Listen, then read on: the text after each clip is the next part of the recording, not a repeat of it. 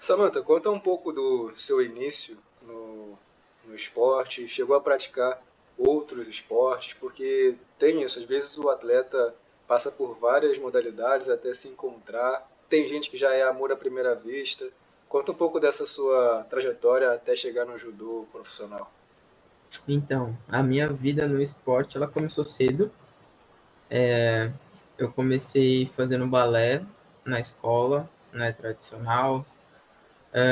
Comecei depois pela natação, né? O lado competitivo, na verdade, começou na natação. Eu acho que eu fiz em torno de 4 anos, assim, de natação e comecei a competir também, mas nada nenhum campeonato grande, era campeonatos internos. E aí eu lembro que eu mudei de escola na época, né? Aquela antigamente, né, era o prézinho e o primeiro ano.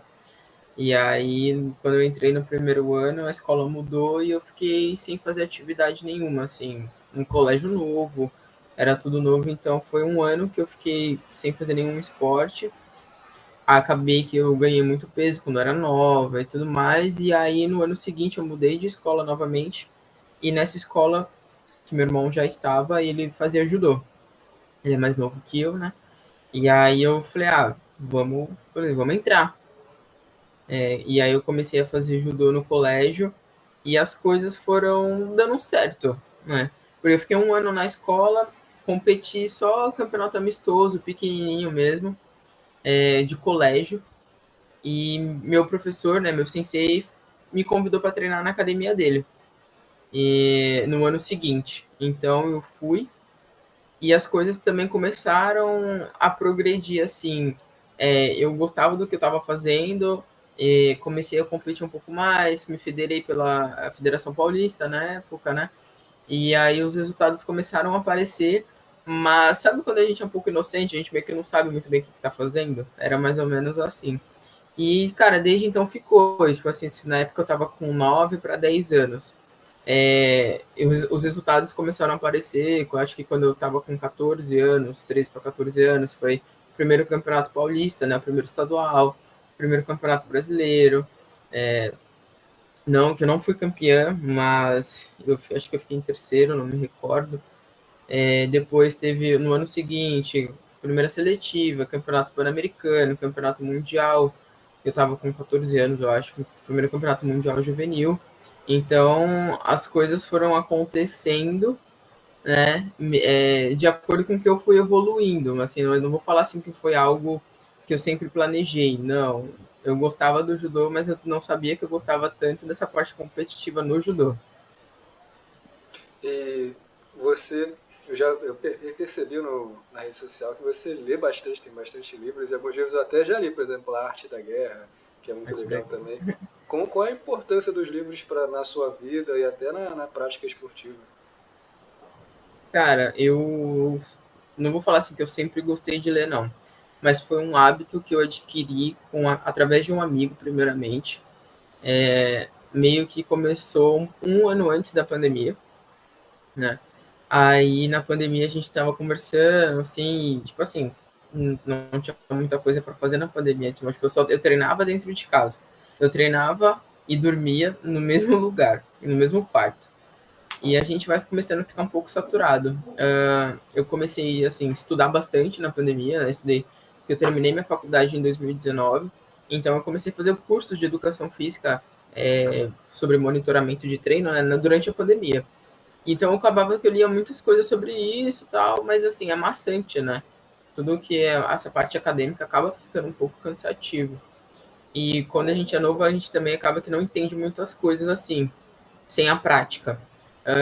Aí, cara, eu falei assim, meu, vou começar a ler alguma coisa diferente. Aí eu tentei engatar, não consegui. Daí passou um tempo, tive a cirurgia, minha primeira cirurgia no joelho direito, e comecei a fazer um coach para tentar melhorar essa situação para o retorno, né, às atividades. Então foi lá em meados de 2021 para 2022. E foi quando eu comecei realmente a ler. Me indicaram um livro, meu coach me indicou o primeiro livro, que foi o Kina. Ele me indicou o livro A Coragem de Ser Imperfeito. E eu adorei esse livro. E eu falei assim, cara, eu quero ter esse hábito, né, de leitura, de ler livros que possam me ajudar a ser uma pessoa melhor interiormente, né, para mim e também para os outros, para o convívio, para a sociedade. Então, a partir disso que eu comecei a ler bastante livro, assim. Tipo assim, no primeiro ano eu comecei com 5 livros. E depois fui melhorando, fui aumentando para acho que 10, depois foi indo. Mudei de coach e esse coach, que é o Bruno, ele me incentiva muito nessa parte da leitura. Eu não vou falar para você assim que eu leio o livro muito rápido, não. Mas eu sei que está cada vez melhor essa minha leitura e eu estou gostando cada vez mais de ler. Então, eu sempre, todo livro que eu vou ler, eu coloco na rede social, eu indico, eu coloco trechos, porque eu acho que a leitura, ela nos transforma de uma maneira muito grandiosa, sabe? Nos deixa, eu acho que nos deixa muito inteligente e no esporte, eu entendo que você, para você ser campeão, você também tem que ser inteligente dentro e fora do tatame, né? Dentro e fora da luta. E fora que, assim, nos ajuda a lidar com situações adversas que a gente vai encontrar tanto na luta como no dia a dia, né? E principalmente a lidar com pessoas, né? É o tempo todo a gente está lidando com pessoas. E tem livros que ajudam muito nesse sentido, mas principalmente no nosso eu interior, sabe? Além da gente se conectar conosco, a gente ter calma, paciência para lidar com as pessoas de fora, que é o mais difícil, porque muitas vezes não estão no nosso controle. Então, os livros me ajudam bastante nisso. Você falou do A Coragem Sem Ter Feito, eu vi o documentário da Netflix, mas eu não cheguei a ler o livro ainda. Mas A Brené Brown. é muito Cara, legal se você esse gostou do conteúdo. documentário, você vai gostar do livro. E falou que naturalmente o livro é até mais completo, né? Então deve ser melhor mesmo.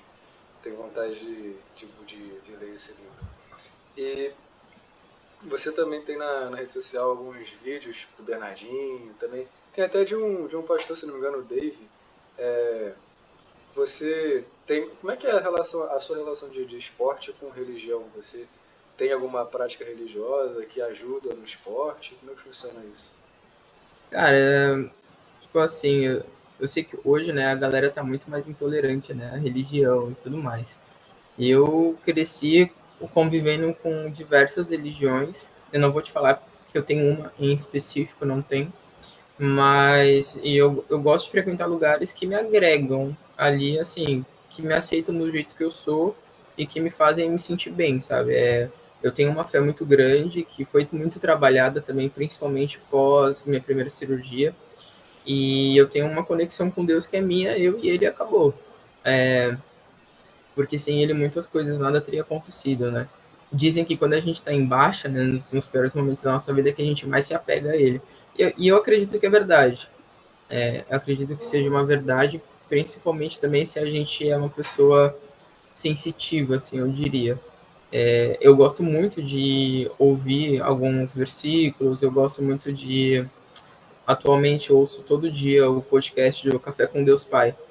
Às vezes, pô, são mensagens que tá ali que você precisa ouvir para aquele dia, sabe? Que às vezes você não tá muito bem ou tá passando por uma situação que você não sabe como lidar e de repente vem uma mensagem que acalma o teu coração, te dá uma sabedoria para você lidar, sabe, com a situação e dali por diante.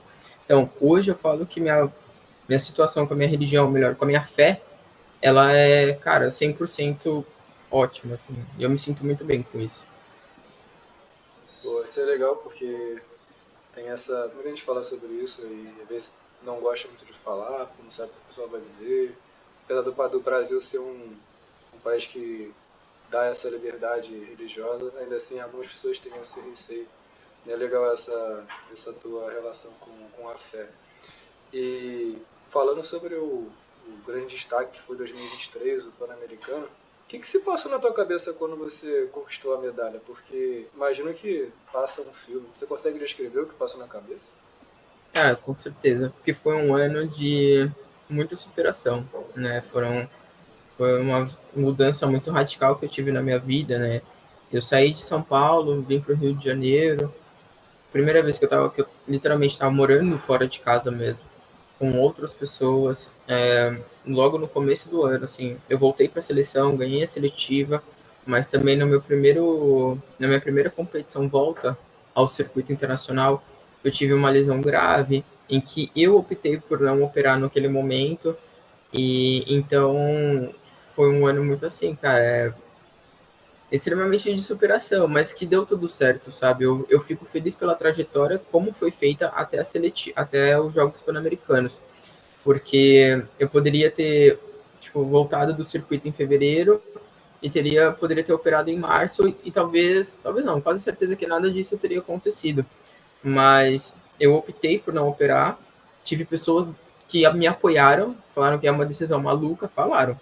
Mas eu continuei, então deu tudo certo. Assim, eu consegui me classificar para os Jogos Pan-Americanos. Eu fiz 3 competições nos Jogos Pan-Americanos. No circuito eu realmente não fui bem, não consegui nem ter resultados bons. Fiz 4 competições e todas eu caí na segunda rodada. Mas aqui na Panamérica, para a classificação para os Jogos Pan-Americanos, eu consegui, né?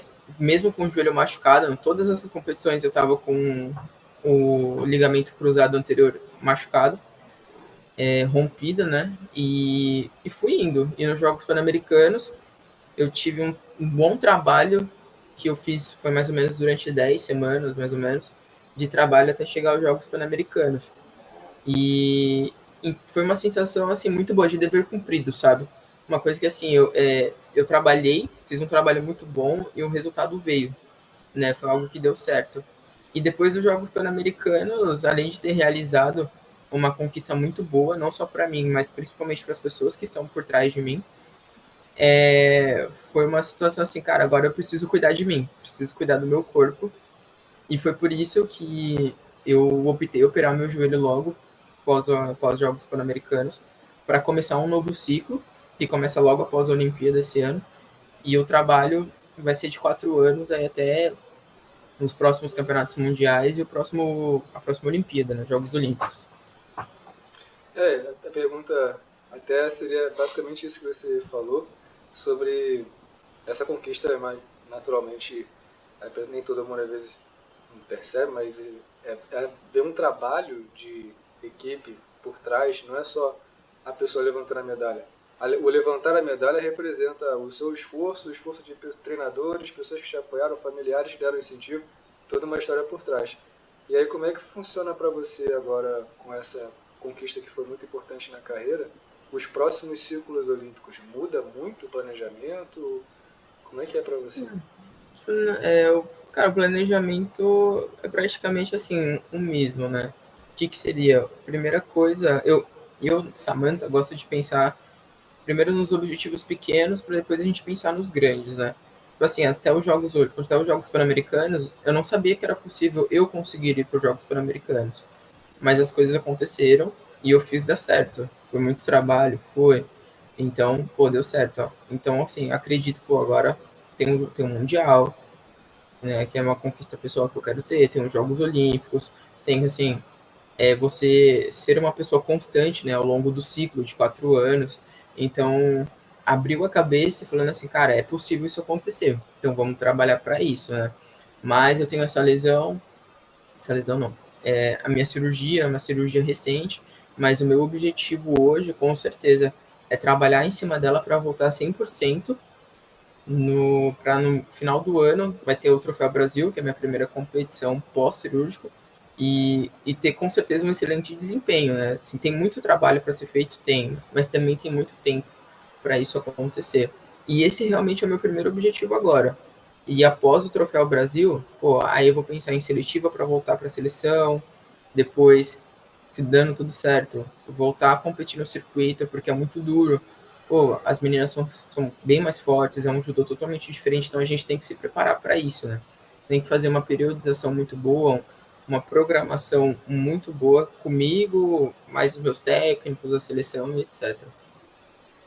E aí, a gente falou um pouco no off que a carreira do atleta tem muita dificuldade, às vezes nem todo mundo até sabe o que acontece. Na maioria das vezes não sabe o que acontece toda a história. E como é que é para você, já pensa em planejamento pós-carreira, quer seguir no esporte, quer fazer algo, ter algum projeto que ajude crianças, você tem esse hábito de leitura, pensa em escrever o seu livro, como é que é? Já tem planejamento sobre isso? Olha, meu pós-carreira, eu penso em trabalhar com esporte, sim. Eu faço 2 pós-graduação, né? Uma que é pela Nefet, que é periodização e monitoramento de carga, né? Na verdade, é o que eu gosto de trabalhar mesmo. E estou terminando uma pós-graduação em bodybuilder, que na verdade eu fiz mais para me agregar em outras coisas em relação a treino, é, exercícios, alimentação e etc. E eu quero, né, acabando essas duas pós, e acabando também a parte da minha carreira competitiva como atleta, eu quero trabalhar no judô sim, quero começar devagar sendo técnica, trabalhando com a base, né, sub-15, sub-18, tipo assim, ajudar a fazer novos talentos, novos atletas, futuramente, assim, ser uma head coach renomada, assim, bem boa. E eu ainda também quero fazer uma faculdade que eu acho que vai me ajudar bastante, que é uma faculdade de gestão esportiva. E eu quero estudar isso porque eu sei que vai me agregar lá na frente em muita coisa nessa área esportiva que eu quero entrar mesmo. Essa parte da gestão é muito importante. Ela pode ajudar bastante mesmo nesse teu caso, porque tem a Adriana Samuel, que foi atleta de vôlei de praia. Ela venceu medalha olímpica, foi medalhista olímpica, e depois ela se formando na parte corporativa e esportiva, ela se tornou a gestora de um time de. Ah, como eu estou falando, eu não vou botar a minha fala, vai ser só assim. Então, é do time Petrobras, e aí tem as equipes lá, ela é uma peça importante da engrenagem, e ela, muito por isso, pelo estudo que ela teve de gestão. Então, certamente vai ser muito agregador para os seus Não, planos. esse é muito bom, cara. E fora que assim, você tem que estar o tempo todo lidando com pessoas, né? Principalmente quando você é head coach, quando é gestão, você lidar com pessoas novas, você tem sua experiência, mas lidar com as pessoas novas, você tem que fazer com que eles acreditem em você, né? Então, é um trabalho um pouco mais demorado, assim, e eu acho que todo atleta, ele tem que estudar. Muita gente acha que tem que viver só a vida de atleta ali naquele momento e viver 100% aquilo, mas na verdade não. Tudo em excesso é ruim. Você viver 100% ali o judô ou qualquer outra modalidade, uma hora vai dar ruim na cabeça, sabe? Você tem que ter alguma coisa que espaireça a sua mente, que tenha uma válvula de escape para você pensar em outras coisas, porque você precisa desenvolver seu outro lado intelectual, que isso daí só vai somar para a modalidade que a pessoa faz. Então, eu gostaria, assim, que as pessoas, os atletas de hoje em dia, pensassem dessa forma, entender que é muito bom estudar, porque a vida de atleta acaba rápido, você não tem aposentadoria, você não tem 13º, então isso daí vai ajudar lá na frente, mas as pessoas têm que abrir a cabeça, né? Tem que entender que a vida não é um morango. É, a vida não é um morango. E aí, para chegando na parte final, você. Qual o conselho que te passaram ao longo dessa tua trajetória que te ajudou no crescimento profissional que você poderia passar para os jovens que vão acompanhar a entrevista e talvez dali tirar também alguma inspiração de começar, não necessariamente no judô, mas talvez em outro esporte? Cara, acho que o primeiro seria a gente tem que fazer tudo o que precisa ser feito para a gente chegar onde a gente quer, né? É pagar o preço. Muita gente, muitos jovens não querem pagar o preço, mas querem ter resultado. Tipo assim, a conta não fecha. Então você precisa pagar o preço sim. Você precisa passar por situações difíceis que vão te fazer transformar em pessoas com o resultado que eles querem, né? Esse daí acho que é um dos primeiros conselhos ou dicas que eu dou. Tipo, segundo, estudem, precisa estudar. Se você não estudar, você não vai sair do lugar, cara. Tipo, igual o pessoal fala assim, quem treina cresce, né? Fala assim, mas quem lê também cresce. E as pessoas têm que entender isso, cara. Cresce como? Na mente. Você ser esperto vai te levar até a esquina, mas você ser inteligente vai te levar até o outro mundo, sabe? Então, as pessoas têm que ler, têm que procurar ler e crescer, alimentar a mente de coisas boas, de coisas que realmente façam sentido para aquilo que elas querem, né? E eu acho que o terceiro é realmente amar o que se faz. Porque se você não ama o que você está fazendo, você vai. O que era para te fazer bem vai te fazer mal. Então tem que amar, amar muito mesmo. E Porque a gente precisa ser feliz no que a gente faz, não adianta. Se a gente fazer uma coisa que a gente não gosta, não vai dar certo. Vai ser frustrante. E de frustração já basta o que a gente tem diariamente. Então é basicamente isso. Maravilha. E para finalizar, às vezes eu falo com algumas pessoas, é, qual pergunta que não te fizeram você gostaria que te fizesse? Tem alguma dessas? Qual pergunta que não me fizeram? Cara, agora de imediato Que aí eu você não fala lembro assim, de poxa, o nada. pessoal me pergunta tantas coisas, às vezes até as perguntas repetitivas. Gostaria de falar sobre isso, mas eu quero que alguém me perguntasse para eu falar. Cara, é tipo assim, é que uma você perguntou e quase ninguém pergunta, que é sobre a leitura. Muita Ah, gente não legal. pergunta. Muita gente não pergunta, passa tipo assim, batido, sabe? Né? Mas assim, ó, as pessoas. Ninguém pergunta se eu tenho algum patrocínio. Ah, Ninguém pergunta.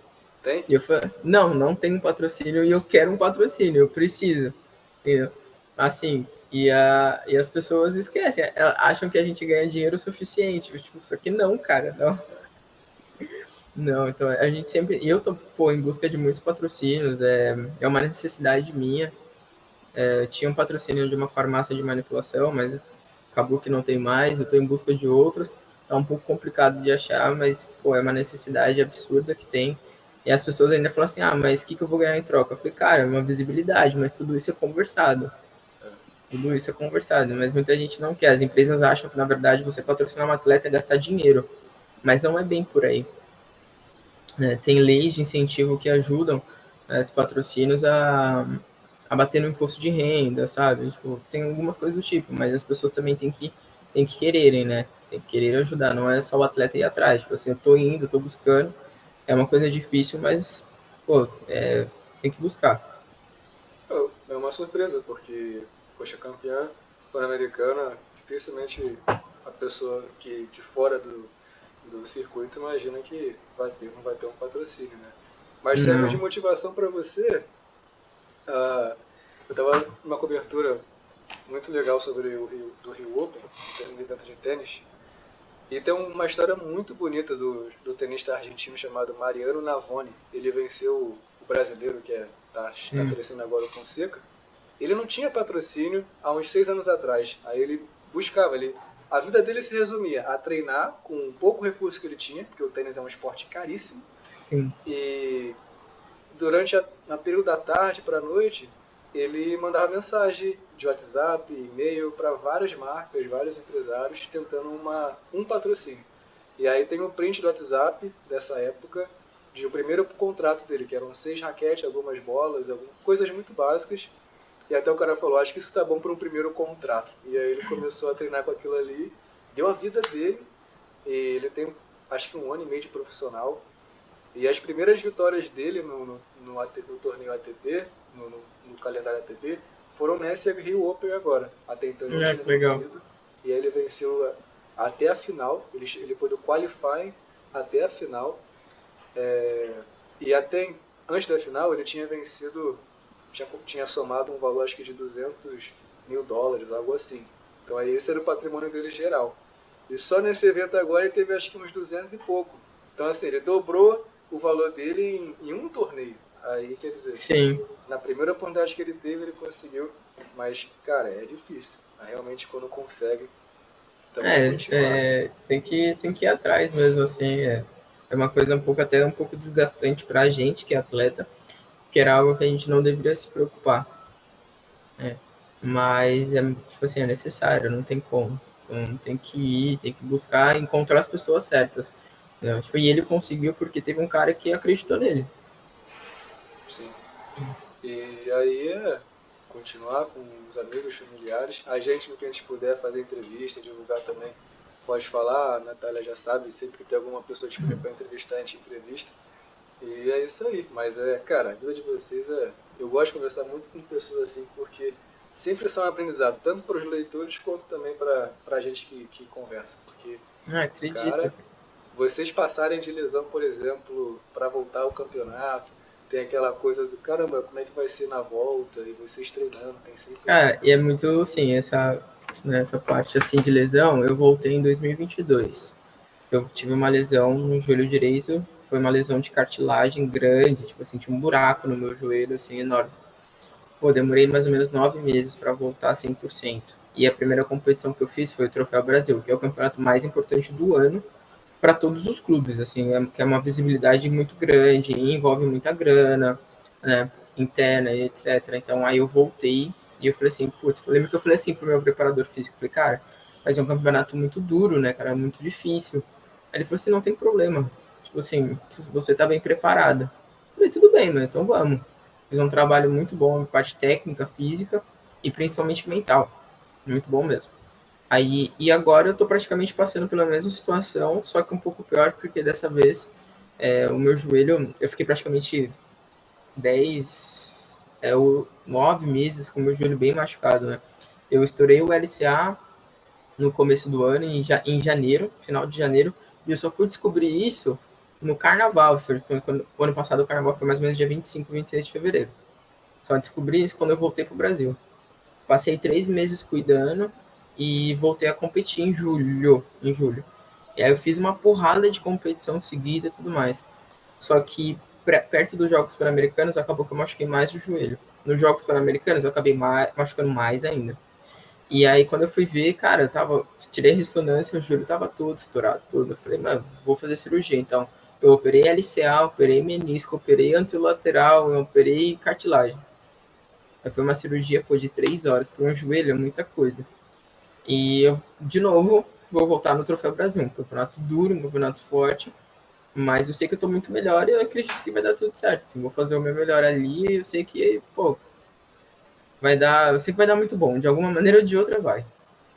Porque se você conseguiu sair de uma situação onde talvez nem pudesse competir na Pan-Americana e vence, então realmente preparação e mental ajuda bastante nessas horas. Então a gente fica na torcida e aí quando eu sair as entrevistas, até falar, Natália tá aí? Sim, fiquei Então, quietinha aqui para vocês poderem que falar. aí quando sair a entrevista, ela pode fazer collab com a gente, de stories, feed, Sim.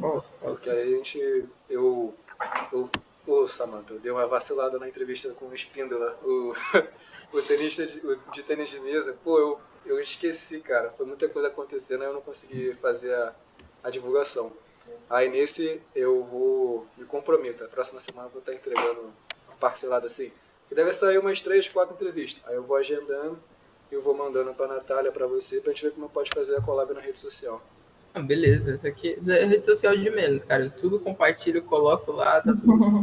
Fica na minha página, tá tudo certo. Então, beleza. Gente, obrigado pelo tempo. Boa tarde para todos nós. A gente vai se falando. Eu que agradeço. Pessoal. Boa tarde. Boa tarde pra vocês, bom trabalho, gente. Obrigadão, viu?